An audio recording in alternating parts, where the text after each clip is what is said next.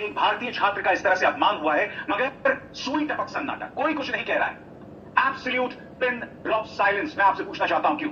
पहले इसे विदेश और अमेरिका में भारतीयों के साथ इस तरह का व्यवहार क्यों हो रहा है, खासकर अमेरिका क्यों ऐसा कर रहा है, और मोदी सरकार की विदेश नीति और इसके विरोध करने नहीं करने को लेकर सवाल उठे। हिंदुस्तान के नागरिकों पर डंडा बरसाया जा रहा है, लाठियां बरसाई जा रही है। कहाँ डंका बज रहा है? डंका व्हाट्सएप में बज रहा है, ये क्लियर है। और हमारी सरकार की तरफ से सुई टपक सन्नाटा। मेरे पास ये जो ये चीज है ना, ये इसका कोई वैल्यू नहीं है इसका। ये थाईलैंड, मलेशिया, श्रीलंका, नेपाल, ये सब सोच के खुश मत हो। जो डिफिकल्ट कंट्रीज है वहाँ पे अपना पासपोर्ट किसी काम नहीं आता। हर जगह एंट्री डिनाई। काफी कंट्रीज हर बार वीजा फ्री और वीजा ऑन अराइवल को ड्रॉप करते जा रहे हैं हमारे लिए। चाइना तक केवल हमको 24 घंटे का वीजा फ्री ट्रांजिट देता है, बाकी कंट्रीज को 10-10 दिन का दे रहा है। अभी जॉर्डन इंडियन पासपोर्ट देख के एंट्री डिनाई कर दिया।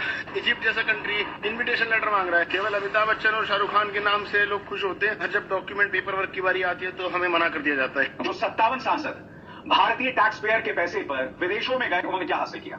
यही नहीं, ट्रंप प्रशासन इस तरह के वीडियो भी जारी करता रहा, जिससे पता चलता है कि भारतीयों को हथकड़ियां ही नहीं, बेड़ियां पहनाकर भेजा गया।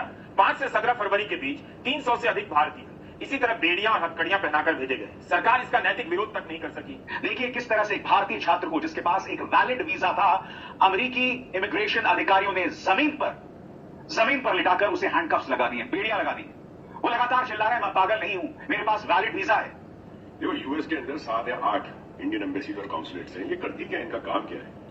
कोई अमेरिकन स्टूडेंट को आप इसी तरह ट्रीट करके बता दें इंडिया में, ये चलिए दुनिया के किसी भी कोने में, आपको अंदाजा लग जाएगा कि सुपर पावर की एम्बेसी क्या करती है।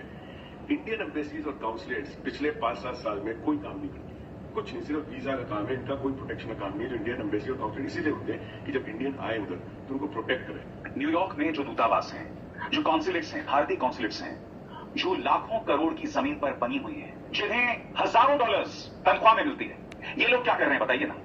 जब एक भारतीय युवा की इस तरह से बेइज्जती की जा रही थी, तब इन्होंने क्या किया? सवाल है कि किसी के साथ भी इस तरह से बर्ताव करने का कांग्रेस भारत सरकार की चुप्पी पर सवाल उठा रही है कि सार्वजनिक रूप से क्यों नहीं विरोध किया जा रहा है। जनवरी 2025 से अमेरिका ने कम से कम 309 भारतीय छात्रों को वापस भेज दिया है। आप इस पूरी लिस्ट को देख सकते हैं, सबसे ऊपर भारत है, उसके बाद चीन का स्थान